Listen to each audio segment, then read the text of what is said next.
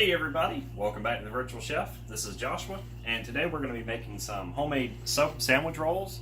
We're going to make some potato chips and also a peanut butter pie.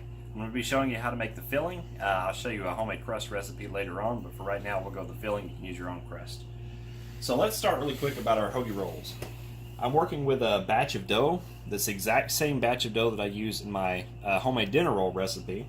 So what we're going to do now is talk about how to shape this.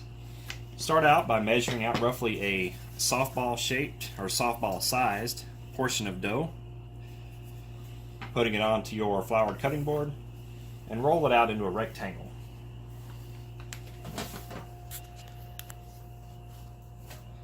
I like to just flip it around a little bit so I can get a nice angle on it. We're going to try to roll this out to about the same length that you want your sub rolls to be, which I'm going somewhere in the ballpark of 5 to 6 inches. Alright, so once it's rolled into a rectangle-ish shape, grab the front of the dough, fold it to the middle, then take the palm of your hand and just press it down. Back side, overlap it a little bit, repeat. Take the sides and fold it inwards just like this. You can see it looks just like an envelope. Now, take the front again, fold it over, palm of your hand, press the seams. From there, just make sure that you don't have any open seams here. I just like to grab a little portion of dough, stretch it over, and then tuck it in just like this. Once you get it where you're satisfied with the shape, place it onto a greased cookie sheet and repeat that until they're all ready. Hey. Hey. Hey. Hi. Can I help you, ma'am? Yeah. How can I help you? Steak sandwich. Steak sandwich. Steak sandwich. That would be good on these rolls. Name me steak sandwich. No steak. No steak. No steak. What the hell you gonna put on them then? We're gonna put bacon and lettuce and tomato. And what are chicken these salad. little itty bitty things? What are these? These are gonna be some breadsticks. I made more dough than what I really needed, so I'm gonna throw those into some breadsticks.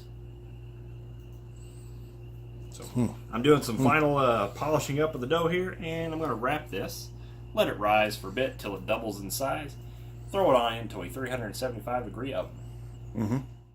Alright, so now let's work on our potato chips. And I'm going to talk a little bit about the setup I've got going on here. I'm using a food processor. There's nothing super special about this. It's just a fairly cheapo farberware we got from Walmart. But I'm using the, not shredder, the slicer attachment. That's going to make nice thin slices of potatoes. In the bottom here, you can notice that there's no blade in the bottom, but I've got just a little bit of water. That's going to catch the potatoes as they fall. It's going to both keep them from browning while we're waiting for the oil to be ready, and also it's going to take some of the starch and crap out of it to keep. This is going to be a bit on the loud side, so be prepared. Put in the pusher. I'm going to turn on medium speed for just basically until the potato gets to the bottom, which is about a second or less. Ready? Okay, that's one potato. You might get these little bits that don't cut, but let's take a look at what we have got. You've got Chef Pay questioning your knife skills.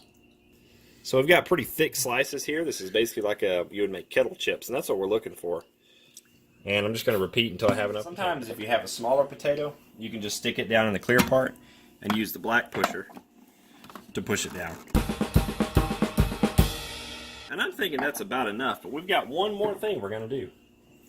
For a little bit of variety, got a sweet potato. It doesn't like you. It thinks you dress funny.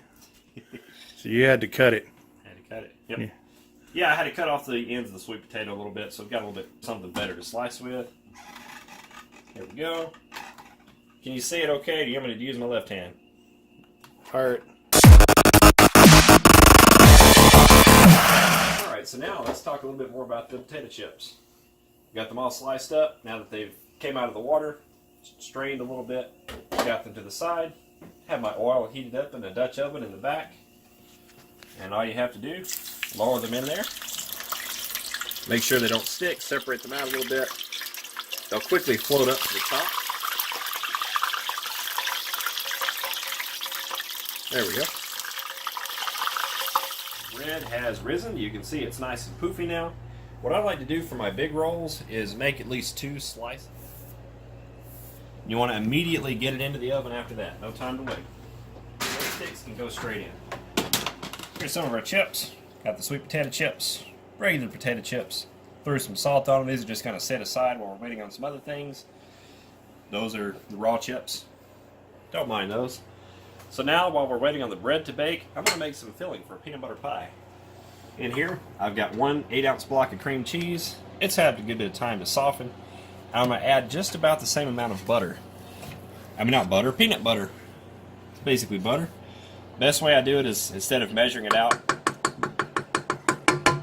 I just get a glob that looks about the same size. It takes up the same amount of space as the cream cheese. Now, I'm using my KitchenAid stand mixer with a paddle attachment. I'm going to turn on the mixer on low speed, gradually bump it up to a higher speed until it gets all mixed together. Right here is good. Now at this point, what I like to do, scrape the bowl a bit, get everything off the sides, and start adding in some confectioner's sugar or powdered sugar, depending on what you want to call it. This is one of those things I don't always measure. I'm going to call it close to 3 cups, but what I do is I just start adding it in a little bit at a time until it looks right. The good thing about this is it's really impossible to screw it up. You just want to get it to the texture and the taste that you like, and you can pretty much adjust everything as you go with no problem at all. So here, I'm going to go ahead and start incorporating that, getting it blended together. You can notice right now it's pretty thick.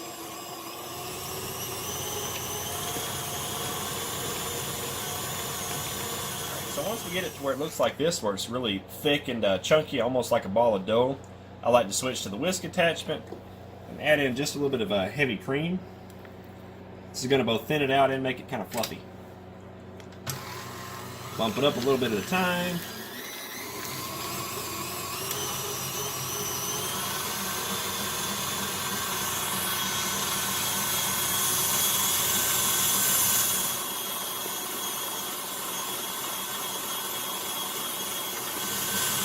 Alright.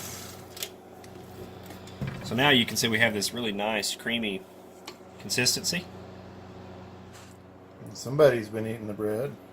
Well, that's what the breadsticks are for. They're a bit of a preview to the main course. Over here, sub rolls are out of the oven. It's been about 25 minutes or so. I took these out about 5 minutes earlier because they're smaller. Obviously, they cook faster. And now that they're cooked, you can see why we did that score in the beginning. Why? Well, one, because it looks pretty, and another thing that it does is it keeps it from expanding outward so much, and when it rises in the oven, it lets it come up. So I'm just going to transfer them to the board and allow them to cool for just a bit before we start slicing and sandwichifying them. Okay, so this is what the purpose of this bread was for. This is going to be our supper tonight. I've got some BLTs, some chicken salad sandwiches, potato chips going right down the middle, and our peanut butter pie. What I did is I poured it into a prepared cooked pie crust. I've got it chilling right now, and after we get done eating, I'm going to throw some freshly whipped cream on top. I'm going to show you a picture of that so you can see it. But that's all I got for you for now. I have something really quick that I'd like to mention to you after we get a good look at these sandwiches. I'm going to be doing a course soon, so yep, I'm trying to sell some crap to you, not right now. But it's going to be a course on cooking with cast iron. I'm going to put that on Udemy. I'm still working on that. But for now, if you want to support me on Patreon to keep doing these free videos, that's patreon.com/thevirtualchef. That's all for now, and see you next week.